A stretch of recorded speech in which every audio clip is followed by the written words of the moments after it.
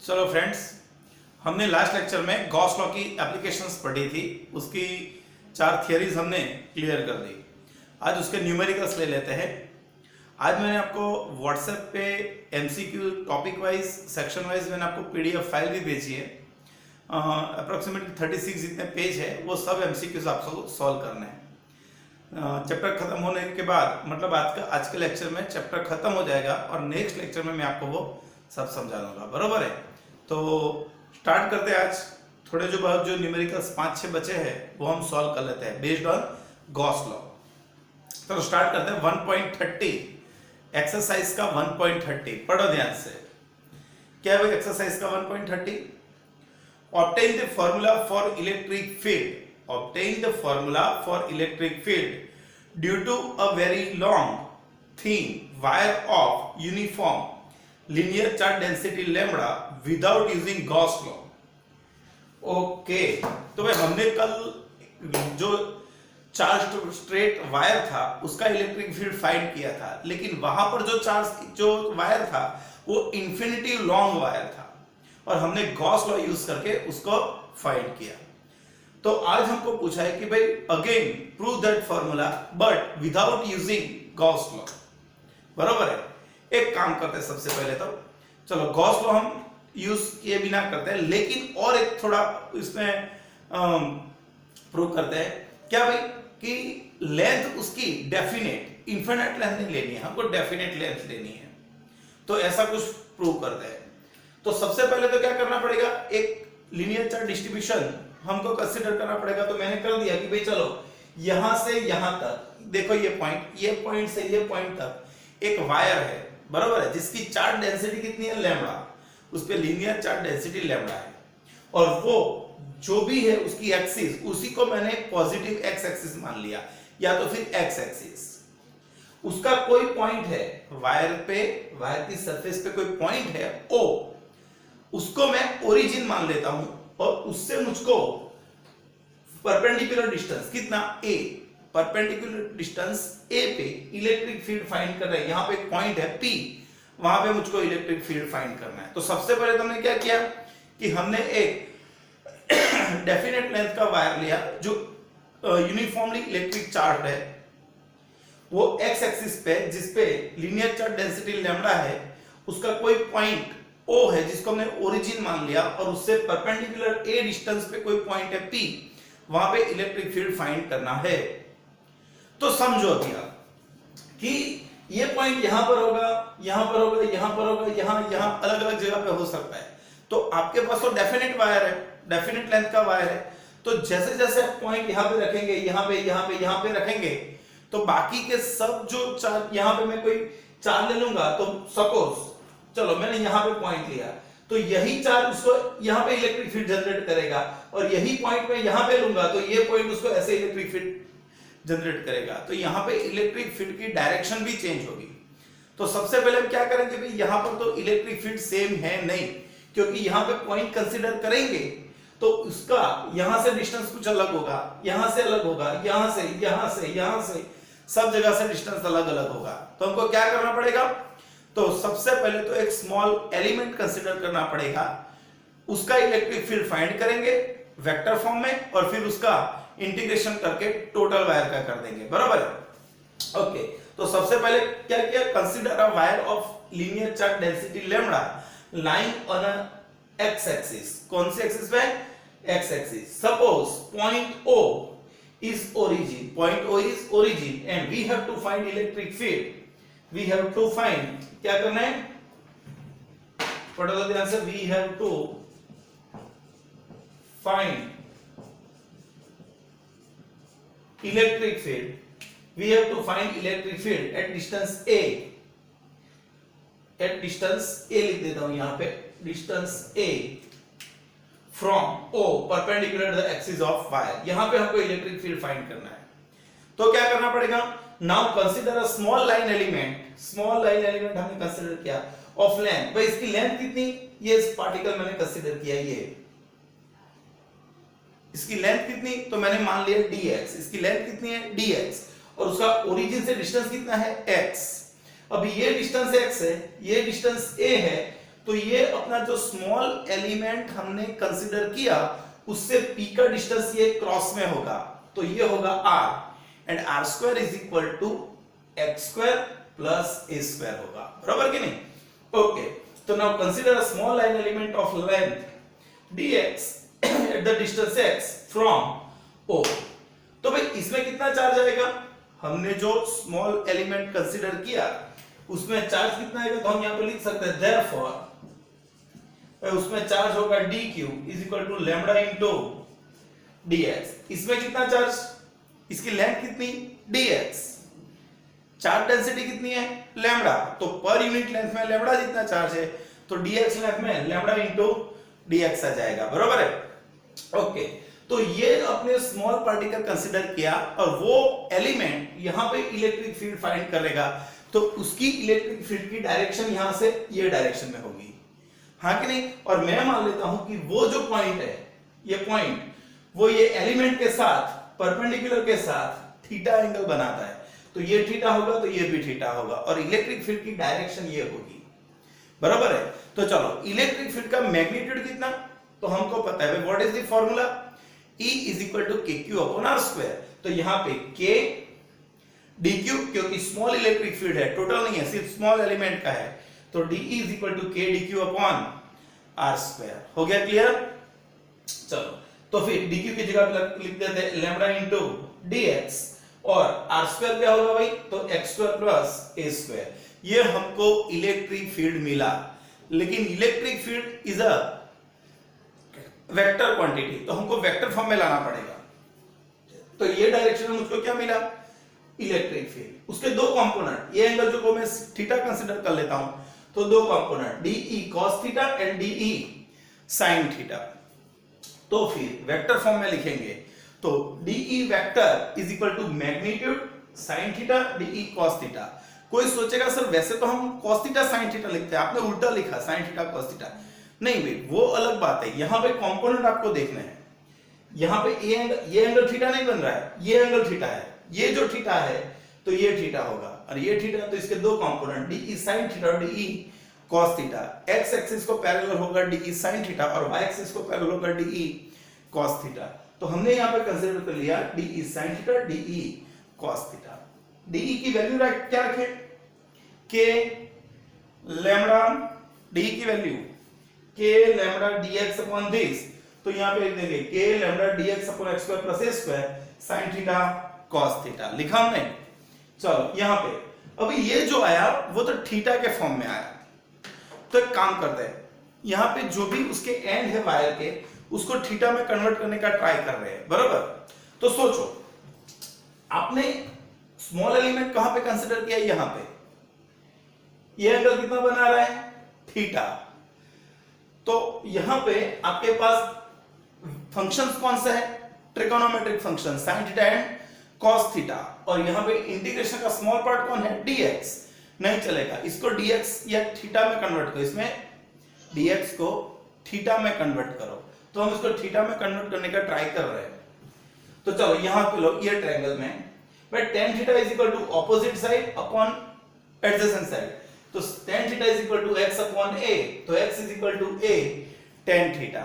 डेरिवेटिंग, तो यहां पे x का derivation dx a tan theta का sec square theta into d theta, ये उसका डिफरेंशिएशन आ गया, बराबर है? चलो तो dx is equal to a sec square theta into d theta.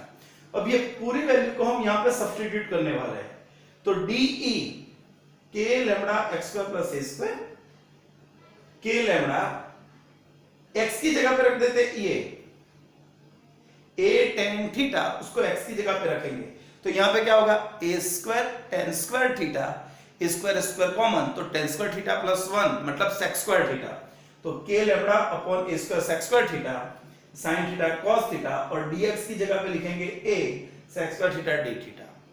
sec square theta चला जाएगा, एक a चला जाएगा, तो फार्मूला आ जाएगा k lambda upon a sin theta cos theta into d theta. अभी आपने ये जो इलेक्ट्रिक फील्ड फाइंड किया और उसका जो वेक्टर मिला, वो वेक्टर आपको इसका मिला, ये तो स्मॉल है, आपको टोटल वायर का फाइंड करना है। तो जैसे जैसे आप सबसे पहले स्मॉल एलिमेंट कहां पे कंसीडर करेंगे, यहां पे। जब आप स्मॉल एलिमेंट यहां पे कंसीडर करेंगे, यहां पे, है ना, यहां पे कंसीडर करेंगे, तो परपेंडिकुलर के साथ ये स्मॉल एलिमेंट जो पॉइंट पे हमको इलेक्ट्रिक फील्ड फाइंड करना है, वहां पे कितना एंगल बना रहा है, तो उसको मैंने मान लिया कितना एंगल बना रहा है, θ1 एंगल बना रहा है। यहां पे कितना एंगल बनाएगा, θ1। फिर हम जैसे जैसे एलिमेंट ऐसे लेते जाएंगे, थीटा चेंज होता जाएगा, 0 होगा, फिर ये डायरेक्शन में जाएगा, और लास्ट एलिमेंट जब यहां लेंगे तो थीटा इतना होगा, और थीटा को मैंने θ2 बोल दिया। तो जैसे जैसे अपना एलिमेंट चेंज होगा, थीटा वेरी होगा, लेकिन अपना फर्स्ट एलिमेंट यहां पे होगा तब θ1 होगा, और लास्ट एलिमेंट यहां पे होगा तो उसको बोलेंगे θ2, लेकिन इसकी ये साइड को नेगेटिव बोलेंगे और ये साइड को पॉजिटिव, मतलब θ1 को नेगेटिव लेंगे और θ2 को पॉजिटिव। और टोटल एलिमेंट्स के लिए, टोटल इलेक्ट्रिक फील्ड फाइंड करने के लिए हम सबका इंटीग्रेशन कर देंगे। तो integration E is equal to -θ1 to θ2 dE theta. dE क्या है भाई, इसका integration k lambda upon a sin theta cos theta, k lambda upon बाहर ले लेते हैं, sin का इंटीग्रेशन माइनस cos थीटा और cos का integration sin theta, limits from -θ1 to θ2। चलो सबसे पहले θ2 रखते हैं, -cos θ2 sin θ2 minus cos -θ1 sin -θ1। ये cos तो आपको पता है मैथ्स में वो इवन फंक्शन है, तो माइनस उस पे कोई इफेक्ट नहीं करेगा, तो ये माइनस बाहर आएगा तो भी प्लस ही रहेगा, तो माइनस माइनस प्लस, तो cos θ1 माइनस cos θ2, और sin is a even odd function, तो ये माइनस बाहर आ जाएगा, तो ये माइनस प्लस, और ये sin θ2, तो आपका इक्वेशन आ गया sin θ1 प्लस sin θ2। यहां पे सिंपलीफाई कैसे किया है वो देख लेना। तो इलेक्ट्रिक फील्ड का फॉर्मूला आ गया k lambda upon a cos θ1 minus cos θ2 and sin θ1 plus sin θ2। अपने पास ये इक्वेशन आ गया, क्लियर, बरोबर है। अभी मैंने नीचे एक और इक्वेशन लिखा है, ये sin α1 minus sin α2 cos α1 plus cos α2। यहां पे समझो ये θ1 θ2 जो एंगल है, θ1 एंड θ2 जो एंगल है वो पॉइंट के आगे बन रहा है, यहां पे बन रहा है। कौन बना रहा है, जो हमने वायर कंसीडर किया उसके एंड पॉइंट, जो पॉइंट पे इलेक्ट्रिक फील्ड फाइंड करना है उसके परपेंडिकुलर के साथ वो एंगल बना रहा है। वो एंगल कौन सा है, θ1 एंड θ2।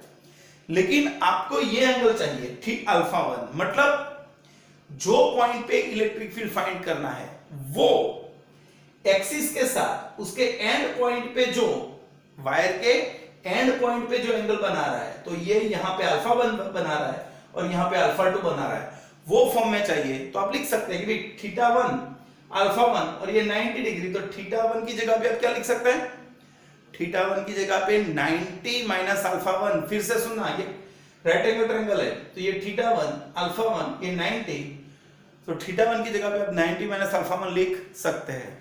तो यहां पे लिखते हैं 90 माइनस α1 तो sin α1, 90 माइनस α2 तो sin α2, तो ये इक्वेशन हो गया sin α1 माइनस sin α2। सिमिलरली यहां पे 90 माइनस α तो cos हो जाएगा, 90 माइनस α2 तो भी cos हो जाएगा, बरोबर है। तो याद रखो θ1 और θ2 के फॉर्म में कब, कि जब पॉइंट, जिस पॉइंट पे इलेक्ट्रिक फील्ड फाइंड करना है वहां पे एंड्स पॉइंट, वायर के एंड्स पॉइंट के आगे एंगल बना रहा है, θ1 एंड θ2। और α1 α2 का भी यूज करना है जब आप उसकी एक्सिस के साथ जो एंगल बन रहे हैं, पॉइंट बना रहे हैं एक्सिस के साथ एंगल, वो तब आपको वो बनाना है, बरोबर है, ओके। तो ये जो फॉर्मूला है वो कोई भी वायर के लिए, फिनिट लेंथ का कोई भी वायर हो चलेगा, बरोबर है। लेकिन मान लो अभी कि हमको तो फाइंड करना है इनफाइनाइट लेंथ के लिए, जो वायर इनफाइनाइट लेंथ वाला होगा तो क्या करेंगे, तो सोचो भाई वायर, सोचो वायर सिर्फ इतना है, इतना, जो वायर इतना है तो अपना थीटा कितना होगा, सिर्फ इतना। मैं एलिमेंट आगे लूंगा तो थीटा इतना होगा, एलिमेंट और भी आगे लूंगा तो थीटा इतना, थीटा उतना, थीटा इतना। तो जैसे जैसे मैं वायर को लॉन्ग करता जाऊंगा थीटा इंक्रीज होता जाएगा, और मैं इस वायर को इनफाइनाइट तक ले लूंगा, कहां तक, इनफाइनाइट तक, तो ये बिल्कुल ऐसे हो जाएगा, मतलब ये एंगल ऑलमोस्ट 90 डिग्री हो जाएगा। कितना हो जाएगा, 90 डिग्री। तो जो वायर वेरी लॉन्ग होगा, वेरी लॉन्ग, तो ये दोनों एंगल थीटा 190 होगा, थीटा 190, थीटा 290 और ये एंगल छोटा होता जाएगा तो अल्फा 1 अल्फा 2 0 ले सकते हैं। तो मैंने यहाँ पे लिखा है for infinitively long wire taking theta 1 theta 2 is equal to pi by 2 or alpha 1 alpha 2 is equal to 0, then E is equal to k lambda upon a pi by 2 cos pi by 2 0 cos pi by 2 0 sin pi by 2 1 plus sin pi by 2 1 1 plus 1 2, तो यहाँ पे 2 आ गया, तो 2 बार आ गया 2 k lambda upon a, direction कौन सी j, बरोबर है, और k की जगह पे 1/4 pi epsilon 0 लिख देंगे तो आंसर आ जाएगा lambda upon 2 pi epsilon 0 into 1/a into j। हो गया क्लियर? थोड़ा कॉम्प्लिकेटेड है, एक दो बार देखना तभी पता चलेगा, बरोबर है। चलो तो इजी न्यूमेरिकल्स गिनते हैं अभी, चलो आगे गिनते हैं एक्सरसाइज का 1.21। ये देखो ये सारे न्यूमेरिकल्स अभी इजी हैं, बरोबर है। एक्सरसाइज का 1.21, a conducting sphere of radius 10 centimeter, a conducting sphere of radius 10 centimeter has an unknown charge, if the electric field 20 centimeter from the center of the sphere is 1.5 into 10 to 3 Newton per coulomb and points radially inward, what is the net charge of the sphere? Okay, मैं हमको क्या क्या दिया, एक तो देखो तो sphere की हमको रेडियस दिया है कितनी, 10 सेंटीमीटर की रेडियस, मतलब 10⁻⁻1 मीटर, बराबर है। और जो पॉइंट हमको एक पॉइंट दिया है कितने सेंटीमीटर दूर सेंटर से 20 सेंटीमीटर दूर, मतलब 0.2 मीटर।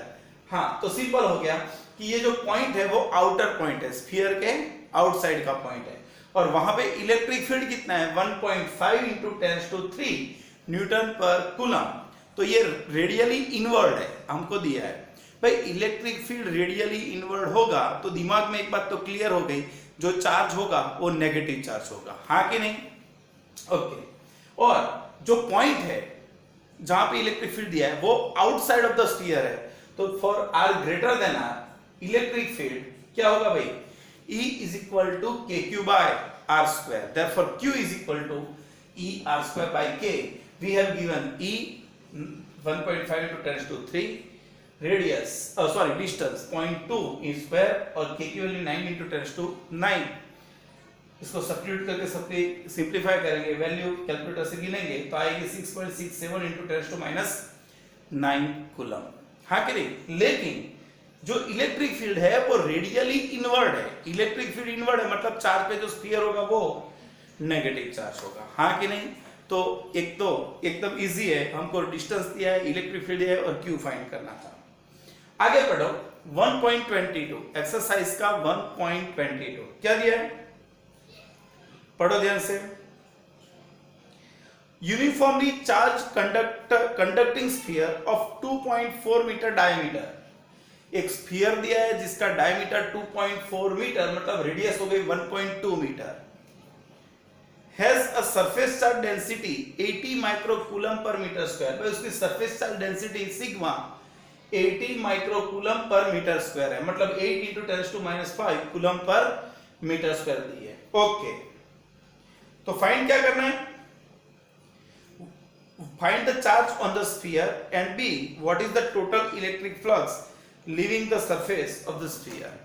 ओके भाई, हमको पता है कि what is sigma, sigma is a charge per unit area, per unit area में सिग्मा जितना चार्ज होगा तो स्फीयर की सरफेस कितनी है 4πr², मतलब the charge on the sphere q is equal to sigma into 4πr²। हमारे पास सिग्मा है, उसकी रेडियस है, सब वैल्यू सब्स्टिट्यूट करेंगे तो हमको वैल्यू मिल जाएगी, चार्ज मिल जाएगा 1.45 into 10⁻³ कूलम, हाँ कि नहीं? ये चार्ज मिल गया। चलो सेकंड क्या फाइंड करना है हमको, total flux coming out from this surface. Okay, we know the Gauss rule, क्या है भाई Gauss law, phi is equal to q by epsilon naught, we have q and epsilon, therefore electric flux coming out of sphere phi is equal to q upon epsilon 0। हमारे पास q है, हमारे पास epsilon 0 है, दोनों value substitute करेंगे तो हमको flux मिल जाएगा 1.64 into 10⁸ Newton metre square पर कूलम।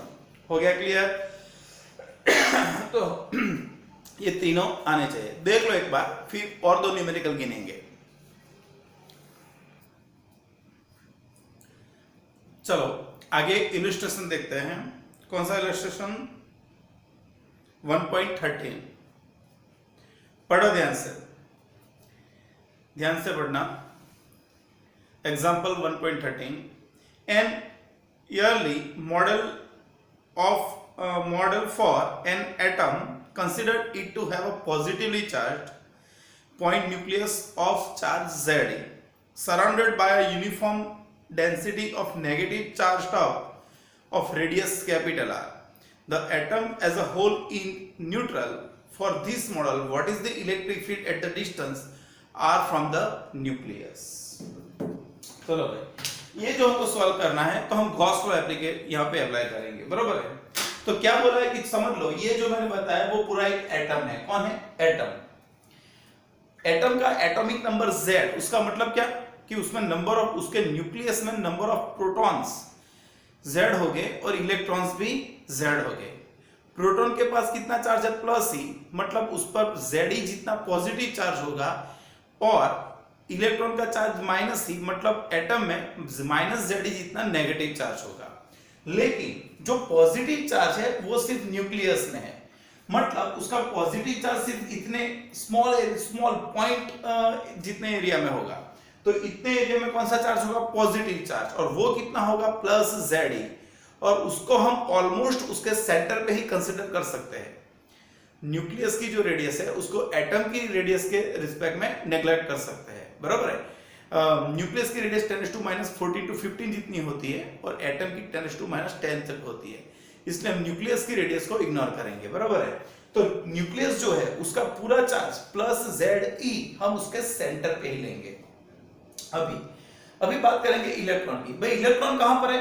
भाई electron are spreaded uniformly on the entire atom, पूरे एटम में वो इक्वली डिस्ट्रीब्यूटेड हो गया, ऐसा हम मान लेते हैं, बराबर है? तो उस पर टोटल ये जो मैंने पूरा एटम लिखा उसमें सेंटर पर न्यूक्लियस, लेकिन उसके आजू बाजू जो भी पार्ट है वहां पे माइनस Zd जितना क्या होगा? नेगेटिव चार्ज होगा, बराबर है? तो चलो हमको क्या फाइंड करना है? Electric field. तो गॉसियन सरफेस हमको फाइंड करनी होगी।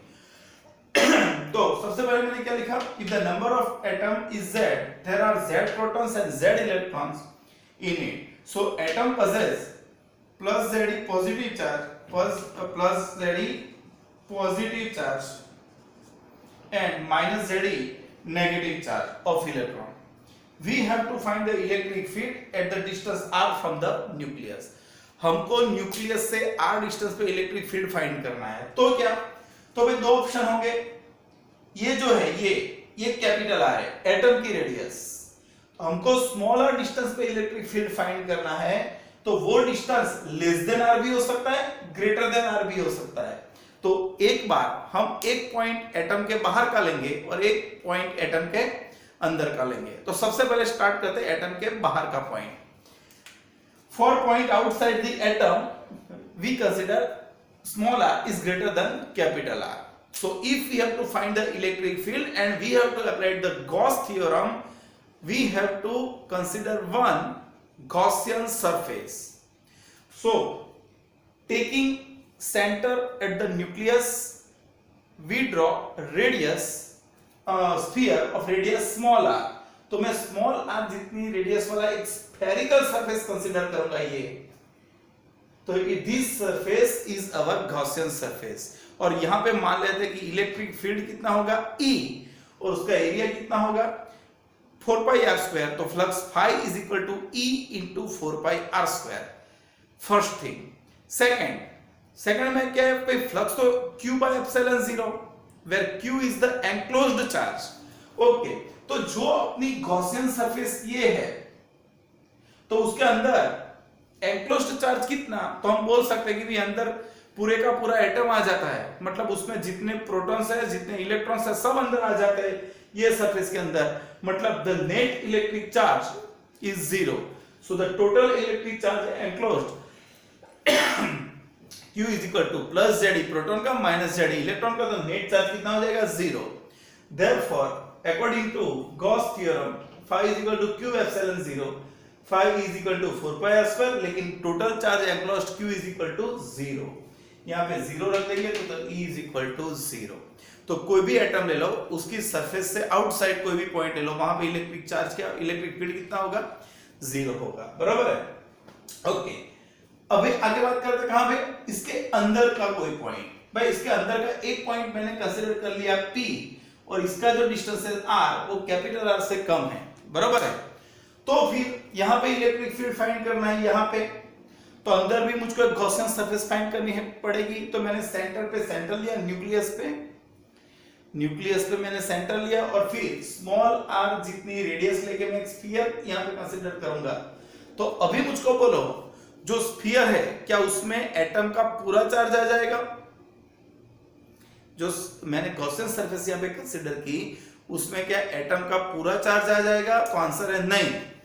तो जो सरफेस हमने कंसीडर की उसमें पूरा का पूरा न्यूक्लियस तो अंदर आ गया, गॉसियन सरफेस के अंदर पूरा न्यूक्लियस आ गया, क्योंकि न्यूक्लियस एक स्मॉल रीजन है और वो सेंटर पे होता है, तो पूरा जो भी सरफेस कंसीडर करोगे पूरा न्यूक्लियस अंदर आ जाएगा, मतलब न्यूक्लियस का पॉजिटिव चार्ज तो अंदर एक्लोस्ट हो गया। लेकिन बात करेंगे इलेक्ट्रॉन्स की, किसकी? इलेक्ट्रॉन्स की। तो जब हम यहां पे लेंगे गॉसियन सरफेस, तो इसके अंदर जो भी इलेक्ट्रॉन्स है, ये दिख रहे हैं सब, ये इलेक्ट्रॉन्स इसके अंदर एनक्लोज्ड हो गए, और ये जो इलेक्ट्रॉन्स है ये वो इलेक्ट्रॉन सरफेस के अंदर नहीं होंगे। तो हमको तो सिर्फ पॉजिटिव चार्ज पूरा लेना है, लेकिन नेगेटिव चार्ज माइनस जेड पूरा नहीं ले सकते। हमको सिर्फ इतने स्फीयर का नेगेटिव चार्ज चाहिए, सिर्फ इतने का। ओके, पर हमको पता है कि इतना नेगेटिव चार्ज कितने वॉल्यूम का? पूरे वॉल्यूम का। और पूरा वॉल्यूम कितना? 4/3 पाई आर क्यूब। लेकिन हमको तो इतने वॉल्यूम का चाहिए, तो इतना वॉल्यूम कितना? 4/3 पाई स्मॉल आर क्यूब। तो हम 3 स्टेप यहां पे रख सकते हैं कि भाई the charge of 4/3 pi R cube volume is minus Z. तो फिर 4/3 पाई स्मॉल आर क्यूब का कितना? तो यहां पे minus Z upon total volume, और जो अंदर स्मॉल स्फीयर उसका वॉल्यूम। तो total charge enclosed is equal to, but total positive तो पूरे का पूरा अंदर एनक्लोज्ड हो गया, negative minus Z upon 4/3 pi R cube into 4/3 pi R cube. 4/3 pi निकल जाएंगे, जेड कॉमन ले लूंगा, तो यहाँ पे 1 minus R cube upon capital R cube. तो इतना चार्ज इसके अंदर आया। तो फिर यूज करेंगे according to Gauss law, phi is equal to Q by epsilon 0। तो E into 4 pi R square, Q की जगह पे जेड अपॉन एप्सिलॉन 0, और ये 1 minus R cube upon are cube.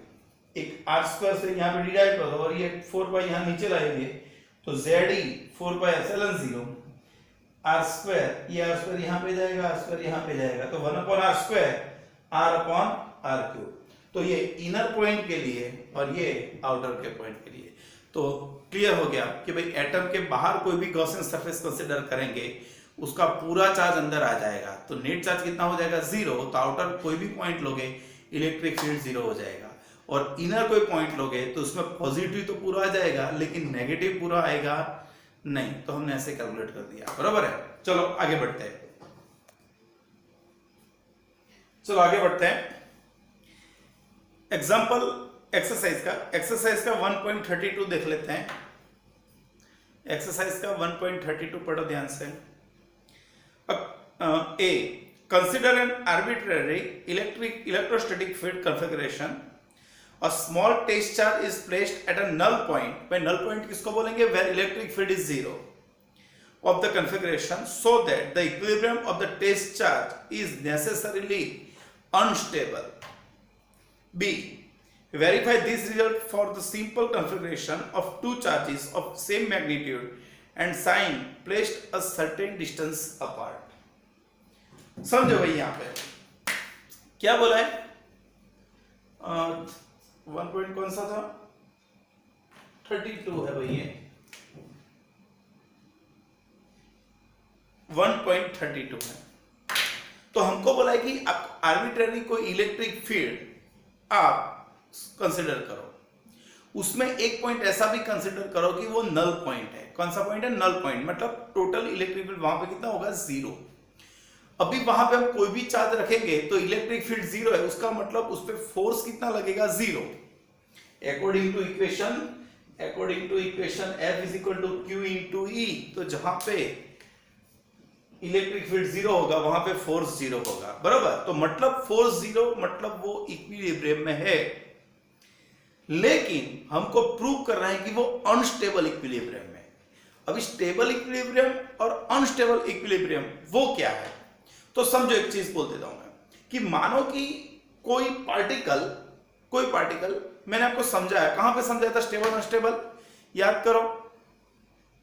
Uniform electric field में डायपोल पे जो टॉर्क लग रहा था वहां पे मैंने आपको स्टेबल अनस्टेबल समझाया कि मानो कि कोई पार्टिकल है, वो इनिशियली कोई पोजीशन पे वहां पे फोर्स जीरो है, अभी मैं उसको यहां से थोड़ा डिस्प्लेस करूंगा तो वो वापस वहीं पे आ जाए, जो वापस वहीं पे ही आ जाए तो वो स्टेबल इक्विलिब्रियम में होगा।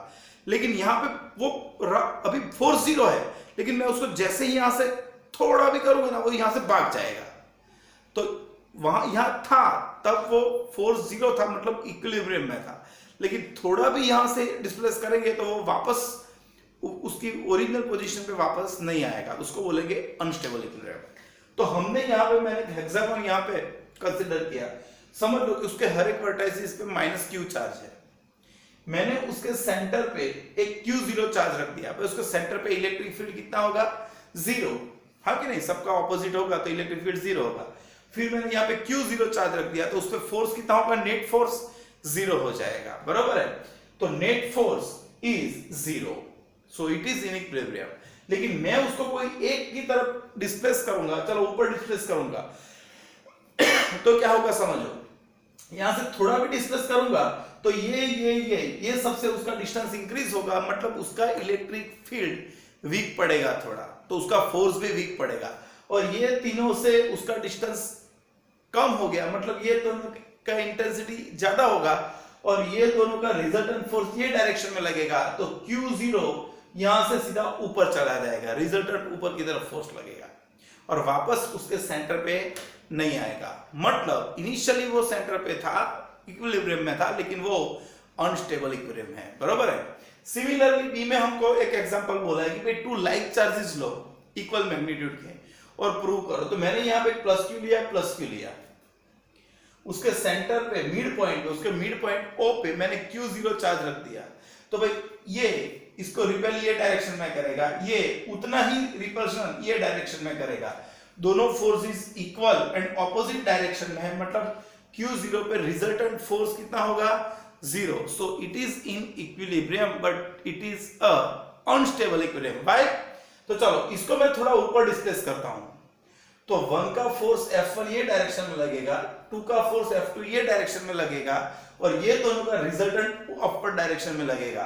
तो अपना Q0 चार्ज यहाँ पे लाके मैं उसको रिलीज कर दूंगा तो वो वापस यहाँ पे नहीं आएगा और भाग जाएगा, बराबर ऊपर। तो वो कौन सा इक्विलिब्रियम होगा, अनस्टेबल इक्विलिब्रियम होगा। ये पढ़ लेना पूरा और लिख लेना, बराबर है। तो ऑलमोस्ट हमने सभी न्यूमेरिकल्स चैप्टर के खत्म कर दिए, लेकिन अभी भी 2 न्यूमेरिकल्स बाकी है। कौन से, 1.28 एंड 1.29। कौन से 1.28 और 1.29 एक्सरसाइज के 2 बाकी है, लेकिन वो दोनों मैं आपको चैप्टर 2 में करवाऊंगा, क्योंकि उसकी जो बेस थियरी है वो चैप्टर 2 में आ रही है, बराबर है। तो 2 बार हम नहीं पढ़ेंगे, जब थियरी चैप्टर 2 में मैं आपको पढ़ाऊंगा तभी वो आपको मैं क्लियर करवा दूंगा, बराबर है। एकदम इजी है, कुछ है नहीं उसमें, सिर्फ थियोरेटिकल जैसे ही है। क्लियर हो गया, तो आपको इतना क्लियर होना चाहिए। तो आपका फर्स्ट चैप्टर का थियरी और न्यूमेरिकल्स मैंने खत्म कर दिए, बराबर। अभी एमसीक्यूज की शीट जो मैंने आपको व्हाट्सएप पे आज भेजी है, आपको पूरे दिन कल से 2 दिन तक, कल और परसों 2 दिन तक वही सॉल्व करनी है, वो हो जाएगी। मैं आपको उसका जो भी डाउट है वो आप मुझको पूछ सकते हो, मैं आपको क्लियर करवा दूंगा, बराबर है। लेकिन कंपलसरी कल का दिन और परसों का दिन, मतलब संडे और मंडे, आपको दोनों दिन एमसीक्यू ही सॉल्व करना है पूरे चैप्टर के। पहले तो पूरा चैप्टर रिवाइज कर दो और फिर उसके एमसीक्यू सॉल्व करो। जो भी आपको डिफिकल्टी होगी फोन करके डायरेक्ट पूछ सकते हो मुझको, बराबर है। और वेडनेसडे को हम नया चैप्टर स्टार्ट करेंगे, सेकंड चैप्टर, बराबर। लेकिन तब तक के लिए आप कोई भी डिफिकल्टी हो मुझको डायरेक्टली पूछ सकते हो। इसके जेडबल के नीट के न्यूमेरिकल एमसीक्यूज भी मैं आपको पीडीएफ सेंड कर दूंगा। आपको जो भी डिफिकल्टी है वो नोट करो और मुझको फोन करके पूछो, बराबर है। चलो, गुड बाय।